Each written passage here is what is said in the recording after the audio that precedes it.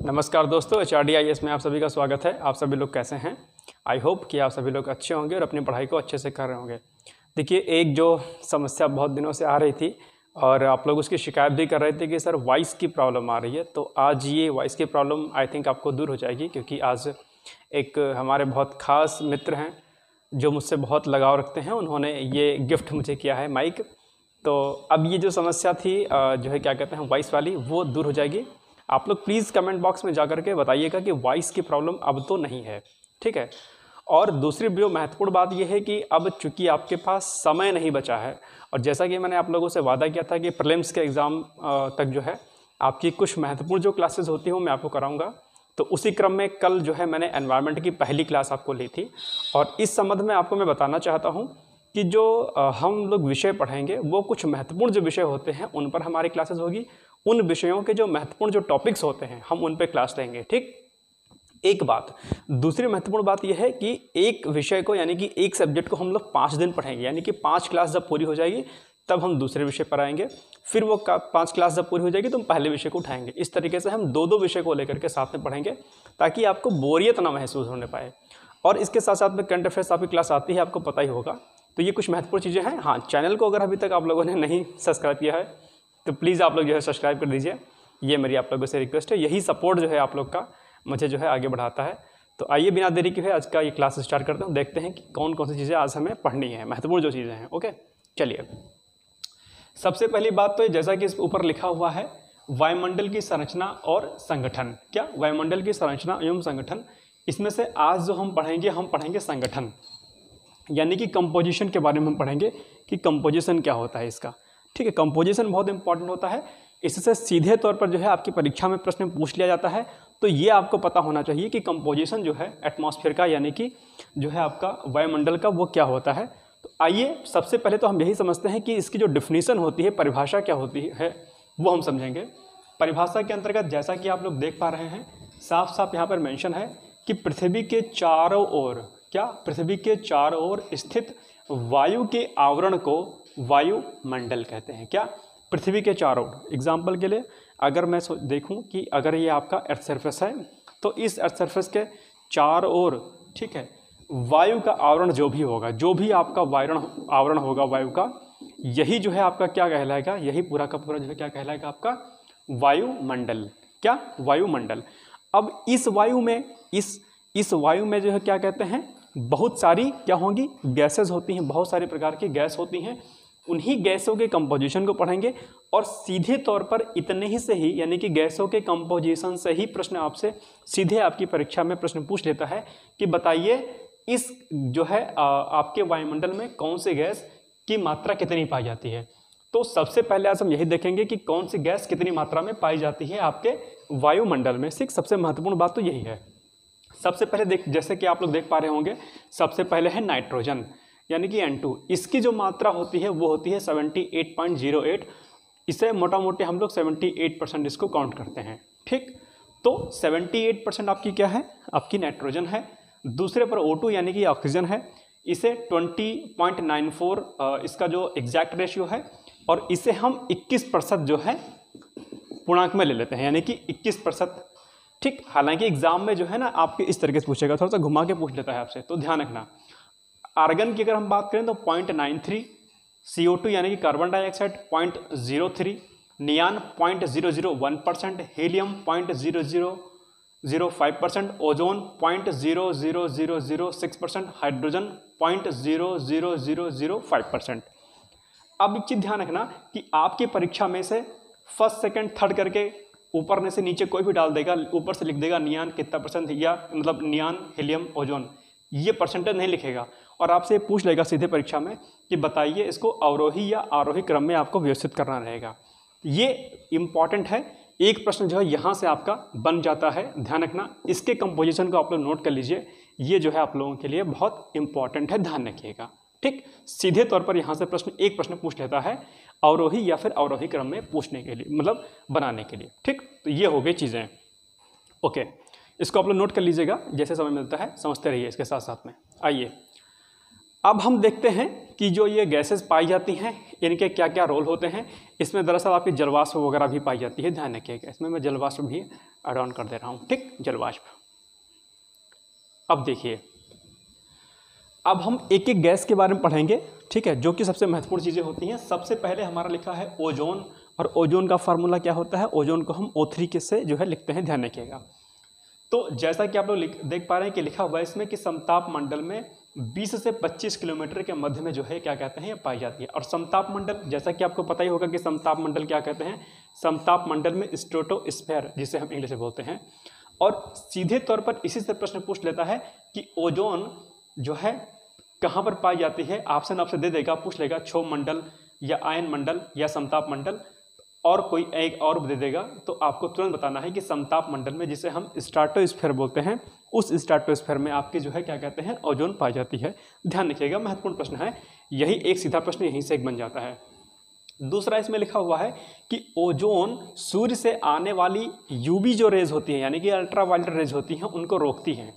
इसलिए ओजोन बहुत important role play करता है आपके जीवन के लिए। अगर ओजोन लेयर अगर ख़त्म हो जाएगी तो जो अल्ट्रावायलेट रेजेस हैं वो हमारे पृथ्वी पर आ जाएंगे, और उस पृथ्वी पर आने की वजह से क्या होगा, जो भी हमारे जीव जंतु होंगे, पशु पक्षी होंगे, मानव होंगे, उनको नुकसान पहुंचेगा, और इससे एक व्यापक स्तर पर हानि होगी, न सिर्फ मनुष्यों की बल्कि जीव जंतु और फसलों की भी हानि होगी, और उससे इकोनॉमिक क्राइसिस से लेकर के अन्य बहुत सारी चीज़ें होंगी जो आपको नुकसान पहुंचाएंगी। तो ये महत्वपूर्ण चीज़ है, ध्यान रखिएगा।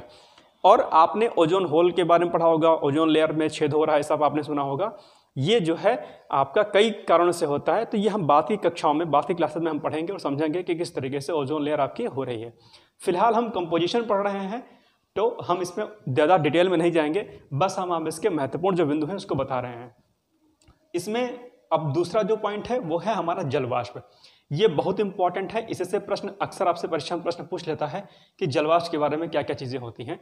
इसमें जो पहला बिंदु है वो है कि जलवाष्प वायुमंडल में सर्वाधिक और समान वितरण वाली गैस है, ठीक है, सर्वाधिक और समान वितरण वाली गैस है। ये कहाँ से पाई जाती है, ये जलाशयों से, वाष्पोत्सर्जन जंतुओं के श्वसन से, और वाष्पोत्सर्जन आपको पता ही होगा कि पत्तियों में होता है वाष्पोत्सर्जन, ठीक है, तो उससे भी जो है आपका जलवाष्प जो है बनता है, ध्यान रखिएगा। इसके अलावा सेकंड जो इसका बिंदु है, थर्ड बिंदु है कि धरातल पर विषुवत रेखा से ध्रुवों की ओर जाने पर जलवाष्प की मात्रा में कमी आती है। ध्यान रखना, यही प्रश्न आपसे परीक्षा में पूछ लेगा कि बताइए विषुवत रेखा से ध्रुवों की ओर जाने पर जलवाष्प की मात्रा में कमी होती है या बढ़ोतरी होती है। तो आपको तुरंत बताना है कि जलवाष्प जो है विषुवत रेखा से जब हम ध्रुवों की ओर जाएंगे, क्या, जब विषुवत रेखा आपको पता ही होगा जिसे हम इक्वेटर बोलते हैं, विषुवत रेखा ये हो गई, ठीक, इससे जब हम ऊपर की तरफ जाएंगे तो क्या होगा, जलवाष्प में क्या होगी, कमी होगी, ध्यान रखिएगा, ठीक है। तो ये महत्वपूर्ण पॉइंट है, अक्सर आपसे परीक्षा में प्रश्न इसी से पूछ लेता है, इसलिए इन पॉइंटों को, इन बिंदुओं को आप लोग ध्यान रखिएगा। चलिए, इसमें बाकी नेक्स्ट पॉइंट है कि यह हरित गृह प्रभाव करने वाली गैस है, मोस्ट इंपॉर्टेंट है, ये भी आपको ध्यान रखना है, क्योंकि अक्सर परीक्षा में आपसे प्रश्न पूछ लेगा, कई सारे गैसेस के नाम दे देगा और पूछ लेगा कि इसमें से बताइए कौन कौन सी ग्रीन हाउस गैसेस हैं, ध्यान रखिएगा, ठीक। तो कई गैस ऑप्शंस में आपके दे देगा 1, 2, 3, 4, और उसमें से एक ऑप्शन आपका क्या दे देगा, जलवाष्प का दे देगा, और पूछ लेगा कि बताइए इनमें से कौन सी ग्रीन हाउस गैस है या कौन सी नहीं है। तो ग्रीन हाउस गैस ध्यान रखिएगा कि जो है ये जलवाष्प होती है, ग्रीन हाउस गैस। और ग्रीन हाउस गैस जो है आपका ये जो है जलवाष्प, ये बहुत ज़्यादा इम्पैक्ट करती है, लेकिन चूंकि परसेंटेज में कम होती तो इसका इम्पैक्ट इतना नहीं होता है। लेकिन जलवाष्प जो है आपकी इनफैक्ट जो CO2 होती है उससे भी ज़्यादा ये हार्मफुल होती है जलवाष्प, ध्यान रखिएगा इस चीज़ को, ठीक। तो ये ग्रीन हाउस गैस होती है और ये ग्रीन हाउस इम्पैक्ट को बढ़ाने में योगदान देती है, ध्यान रखिएगा। चलिए नेक्स्ट पॉइंट देखते हैं। इसमें जो तीसरा जो पॉइंट है वो है आपका कंपोजिशन में धूलकण, यानी कि डस्ट पार्टिकल भी इसे हम बोलते हैं, यह भी महत्वपूर्ण है और इससे भी आपकी परीक्षा में जो है प्रश्न सीधे तौर पर पूछ लेता है। तो आइए समझने का प्रयास करते हैं। पॉइंट है कि प्राकृतिक रूप से कहाँ से पाया जाएगा, ये ज्वालामुखी से पाया जाएगा, ज्वालामुखी विस्फोटों से। कृत्रिम रूप से अगर हम बात करें इसकी, तो कृत्रिम रूप से जो है ये भवन निर्माण में होगा, कोई कंस्ट्रक्शन चल रहा होगा, रोड कंस्ट्रक्शन चल रहा होगा, या फिर कई अन्य जो गतिविधियां होती हैं कृत्रिम रूप से, उनसे जो है ये डस्ट पार्टिकल निकलता है आपका, और ये श्वसन संबंधी बीमारियों को जो है करता है, ये भी महत्वपूर्ण बात है। नेक्स्ट पॉइंट की अगर बात करें तो जैसा कि जल वाष्प के साथ में था, सेम इसमें भी कॉन्सेप्ट है कि विषुवत रेखा से ध्रुवों की ओर जाने पर इसकी मात्रा में कमी होगी, और इसके साथ साथ में धरातल के ऊपर जाने पर भी इसमें क्या होगी, कमी आएगी। ठीक, तो सेम कॉन्सेप्ट यहाँ पे भी होता है, यानी कि धूल कण जब हम विषुवत रेखा से ऊपर की तरफ जाएंगे तो क्या होगा, जल वाष्प में जो है धूल कण में क्या होगी, कमी आएगी, और धरातल के जो ऊपर बढ़ेंगे तब भी जो है धूल कण कम होंगे। जाहिर सी बात है, ये अर्थ सरफेस है आपकी, और ऊपर जाओगे तो क्या होगे, जलवाष्प कम होगा, वो धूल कण कम होंगे। जाहिर सी बात है कि जो भी गतिविधियां, मानव गतिविधियां होती हैं वो कहाँ पर होंगी, धरातल पर होंगी। तो आपके जो धूल कण होंगे कुछ ही दूरी पर होंगे, ऊपर जाओगे तो आसमान साफ दिखाई देता है आपको, वहाँ पर डस्ट पार्टिकल्स नहीं होते हैं। तो अगर धरातल के ऊपर आप जाएंगे तो भी धूल कण में क्या होगी, कमी आएगी, और अगर विषुवत रेखा से अगर आप ऊपर की तरफ जाएंगे तो भी धूल कण जो है, आप धूल कण में क्या होगी, कमी होगी। ध्यान रखिएगा इस चीज़ को, ठीक है। चलिए नेक्स्ट पॉइंट इसमें देखते हैं, इंपॉर्टेंट है कि सन रेज का धूल कण के प्रभाव से प्रकीर्णन होता है। ये सबसे महत्वपूर्ण है। प्रकीर्णन यानी कि जिसे हम स्कैटरिंग भी बोलते हैं। तो प्रश्न आपसे परीक्षा में अक्सर पूछ लेता है कि स्कैटरिंग किससे होता है, तो जो डस्ट पार्टिकल यानी कि जो धूल कण होता है उसी से हमारी स्कैटरिंग होती है। ठीक, यानी कि जिसे हम प्रकीर्णन बोलते हैं, और इसी प्रकीर्णन के फलस्वरूप आपका जो आकाश है वो नीला दिखाई देता है। तो परीक्षा में आपसे सीधे तौर पर प्रश्न पूछ लेता है कि बताइए निम्नलिखित में से प्रकीर्णन की प्रक्रिया या फिर आकाश के नीला दिखाई होने का कारण क्या है, आपको तुरंत बताना है प्रकीर्णन है। और प्रकीर्णन की प्रक्रिया किससे होती है, प्रकीर्णन की प्रक्रिया धूल कण से होती है, डस्ट पार्टिकल से होती है। ध्यान रखिएगा। चलिए, जब जो है आपकी जो सनरेज होती है, माना कि ये डस्ट पार्टिकल है, इसको थोड़ा सा समझ लेते हैं। ये डस्ट पार्टिकल है, और जो है ये जो है आपका क्या है, आसमान है। ये आपका क्या है, सन है। क्या है, ये आपका जो है सन है। ठीक है, ये आपका सन है। अब इस सन पे अगर इस डस्ट, और ये आपकी क्या है, अर्थ सरफेस है आपकी, ये अर्थ सरफेस है। जब इस सन से इस डस्ट पार्टिकल पर जब रेजेस पड़ेंगी हमारी, तो क्या होगा, स्कैटरिंग होगी, फैल जाएंगी किरणें, और फैलने के बाद फैल जाएंगी चारों तरफ। और जब हम नीचे से, यानी कि यहाँ पर कोई अगर मनुष्य है, क्या है, कोई यहाँ पर मनुष्य है, तो अपनी आंखों से जब इस आकाश को देखेगा तो जो आपका आकाश है ये क्या होगा, नीला दिखाई देगा। ध्यान रखिएगा, महत्वपूर्ण बिंदु है, इसको आप लोग समझ लीजिएगा। ये कोई व्यक्ति हैं, कोई भी XYZ जो भी हैं, आप अपने आप को ही मान लीजिए कि आप ये बने हुए हैं, और आप आसमान को देखेंगे तो आपको क्या होगा, आसमान नीला दिखाई देगा। ध्यान रखिएगा। चलिए, ठीक है। और ये हमारे सूर्य देवता हैं, जिसको आप लोग प्रणाम करते हैं सुबह उठ करके। चलिए, हाँ, सन को प्रणाम भी करना चाहिए, सुबह उठ करके जल वल चढ़ा दिया करो आप लोग। थोड़ी सी भगवान की पूजा करने भी जो है क्या होती है, इंपॉर्टेंट होती है। ठीक है, मक्खन नहीं लगाना है भगवान जी को, मक्खन नहीं लगाना है, लेकिन भगवान की आराधना जरूर करनी होती है। चलिए, इसमें जो नेक्स्ट पॉइंट है कि ये कोहरे के निर्माण में भी सहायक होता है। तो ये भी प्रश्न आपसे पूछ लेगा परीक्षा में कि कोहरे के निर्माण में कौन सहायक होता है, तो धूल कण सहायक होते हैं। नेक्स्ट जो इसमें पॉइंट है कि जलवाष्प की बूंदों का धूल कण के सहारे संघनन होता है। जब कोहरे के साथ धुआं जुड़ जाता है तो इसे धूम्र कोहरा भी कहते हैं। ध्यान रखिएगा, यह भी पॉइंट आपका इंपॉर्टेंट है। यानी कि जो आपके जो है जलवाष्प जो होती है, आपकी जलवाष्प की बूंदें जो होती हैं, धूल संघनन की जो प्रक्रिया होती है, ठीक है, आपने संघनन तो पढ़ा ही होगा कि किस प्रकार वर्षा होती है, किस प्रकार से दोबारा प्रक्रिया होती है। तो जो संघनन की प्रोसेस होती है वो इसी के सहारे होती है, यानी कि डस्ट पार्टिकल्स के सहारे होती है। जो जलवाष्प की बूंदें होती हैं, धूल कण के सहारे इनका संघनन होगा, और जब कोहरे के साथ धुआं जुड़ जाता है तो उसे धूम्र कोहरा कहते हैं। धूम्र कोहरा क्या लिखा है, कोहरे के साथ जब धुआं जुड़ जाता है। ठीक है, तो कोहरा, ध्यान रखिएगा इस पॉइंट को। यह भी प्रश्न आपसे पूछ लेता है कि धूम्र कोहरा कैसे बनता है, तो क्या लिखा है, कोहरा के साथ में क्या होता है, धुआं जुड़ जाता है। तो कोहरा प्लस आपका धुआं, यानी कि जिसे हम स्मोक बोलते हैं, धुआं, तो ये दोनों जब जुड़ जाएगा तो क्या बन जाएगा, तब बन जाएगा आपका धूम्र कोहरा, और जो कि बहुत जो है हार्मफुल होता है। ध्यान रखिएगा, धूम्र कोहरा। दिल्ली वगैरह में जो पॉल्यूशन की, जो पराली वगैरह की जो समस्या आपने सुना होगा, ये धूम्र कोहरा ही होता है दरअसल। ठीक है, ध्यान रखिएगा। तो कोहरा प्लस धुआं अगर मिलेगा तो क्या बन जाएगा, आपका धूम्र कोहरा बन जाएगा। दिल्ली में आपने अक्सर सुना होगा कि जो है पराली जलाने से जो है पॉल्यूशन हो रहा है, तो धूम्र कोहरा का ही वो एक तरीके से एक रूप होता है। ध्यान रखिएगा। चलिए, इसमें नेक्स्ट पॉइंट है आपका, इसमें एक जो गैस है वो है कार्बन डाइऑक्साइड आपकी, यानी कि जिसे हम ग्रीन हाउस गैसेस भी कहते हैं। और ग्रीन हाउस गैसेस जो एक CO2 होती है, क्या करती है, लघु विकिरण को पृथ्वी पर आने देती है और लॉन्ग वेवलेंथ को नहीं जाने देती है। ये सबसे महत्वपूर्ण चीज़ होती है। और CO2 जो है ग्रीन हाउस गैस भी करती है। किस प्रकार करते हैं, आइए थोड़ा सा देखने का प्रयास करते हैं इसको। देखिए, माना कि ये आपका जो है क्या है, आपका अर्थ सरफेस है, ये आपके भगवान सूर्य हैं, क्या हैं, भगवान सूर्य हैं, ठीक, भगवान सूर्य हो गए आपके, ठीक। ये माना कि आपकी क्या हो गई, CO2 की लेयर हो गई, किसकी लेयर है ये, CO2 की लेयर हो गई।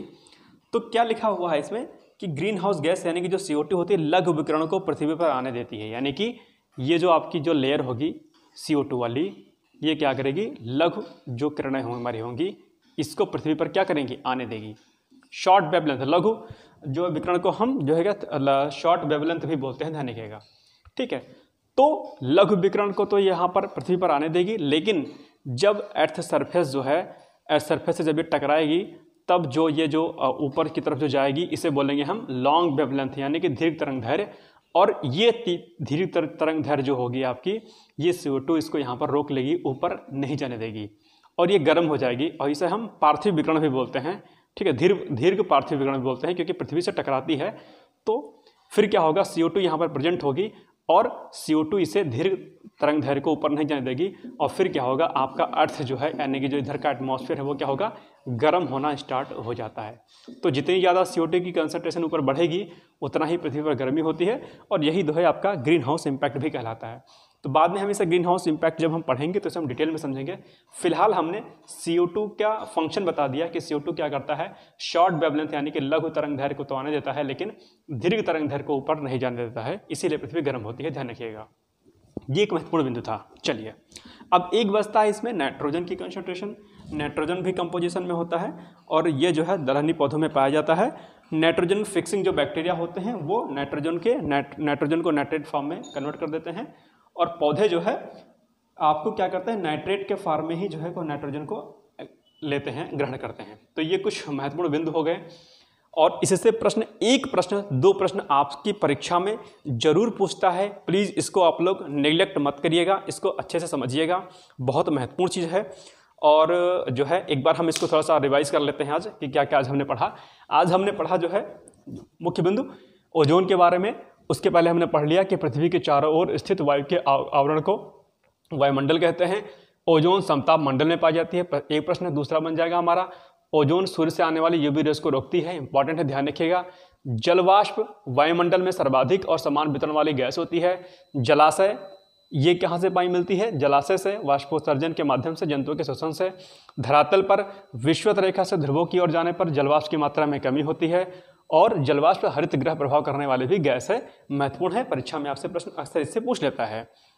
तीसरा जो है इसमें धूलकण है, प्राकृतिक रूप से कहाँ से पाई जाएगी, ज्वालामुखी से पाई जाएगी। कृत्रिम रूप से आपके भवन निर्माण, कंस्ट्रक्शन किसी भी प्रकार का होगा, वहाँ से जो है आपका ये जो है आपका धूलकण होगा। विषुवत रेखा से अगर ध्रुवों की ओर जाएंगे तो भी क्या होगी, इसकी मात्रा में कमी होगी, और धरातल के ऊपर भी जाएंगे तो भी धूलकण में कमी होगी। इसके साथ साथ में सनरेज का धूलकण के प्रभाव से प्रकीर्णन होता है, यानी कि स्कैटरिंग होती है, जिससे आकाश क्या होगा, नीला दिखाई देता है।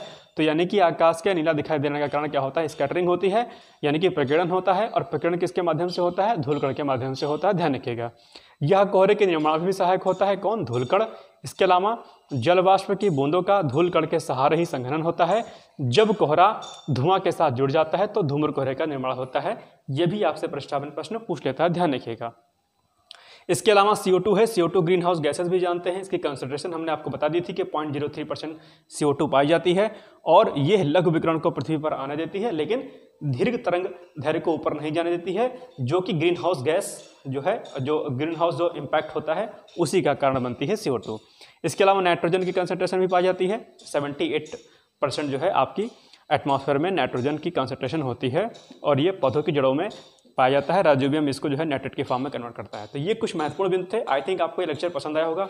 अब आप लोगों से रिक्वेस्ट है कि प्लीज़ चैनल को आप लोग अभी तक अगर आप लोगों ने इसको सब्सक्राइब नहीं किया है तो प्लीज़ इसको आप लोग सब्सक्राइब कर दीजिए, लाइक कर दीजिए, ज़्यादा से ज़्यादा लोगों तक शेयर कर दीजिए, और पढ़ते रहिए भाई साहब, मस्त तरीके से पढ़िए, टेंशन नहीं लीजिए। एक बात तो ये, दूसरी महत्वपूर्ण बात मैं इसमें बता दूं कि आप लोग कंफ्यूज मत होइए। अगर कई सारे एग्जाम आपके लगे हैं ना, तो आप ये पहले डिसाइड कर लीजिए कि आपको समीक्षाधिकारी, सहायक समीक्षाधिकारी का एग्जाम देना है या कोई अन्य एग्जाम देना है। बीच में जो है नाव की तरीके से, पेंडुलम की तरीके से इधर उधर लटकना नहीं। डिसाइड कर लीजिए कि आपको कौन सा एग्जाम देना है, कौन सा नहीं देना है। आई थिंक आपको लेक्चर पसंद आया होगा, और हाँ, खुश रहिए, मस्त रहिए, सकारात्मक रहिए, ज़्यादा परेशान होने की आवश्यकता नहीं है। अगर आप मेहनत करेंगे तो निश्चित तौर पर सफल होंगे। कोई दुनिया की ताकत तो आपको कोई रोक नहीं सकती है। इस चीज़ का आप लोग विशेष ध्यान दीजिएगा। मेरे साथ मेहनत करिए, हम भी मेहनत करेंगे, आप भी मेहनत करेंगे। जो भी टॉपिक आपको नहीं समझ में आता है, मैंने आपसे पहले भी कहा था कि कोई भी टॉपिक ऐसा है किसी भी विषय का है जो आपको नहीं समझ में आता है, कमेंट बॉक्स में जाइए और कमेंट वहाँ पर कर दीजिए कि सर मुझे ये टॉपिक पढ़ना है। मैं उस टॉपिक पर जो है लेक्चर बना दूंगा। और इसी क्रम में मेरे पास कई सारे टॉपिक आए हैं, जैसे कि सेंसस हुआ, इकोनॉमिक्स का टॉपिक हुआ, मेरे पास क्वेरीज आई थी कई लोगों की, मैं उस पर भी क्लास दूंगा। महत्वपूर्ण जो बिंदु होंगे इकोनॉमिक्स के, उन पर भी मैं क्लासेस और सेंसस पर क्लासेस लाऊंगा। चलिए फिर मिलते हैं कल एक नए सेशन के साथ। तब तक के लिए जय हिंद, जय भारत। आप लोग पढ़ते रहिए, मस्त रहिए। All the best, good luck, thank you.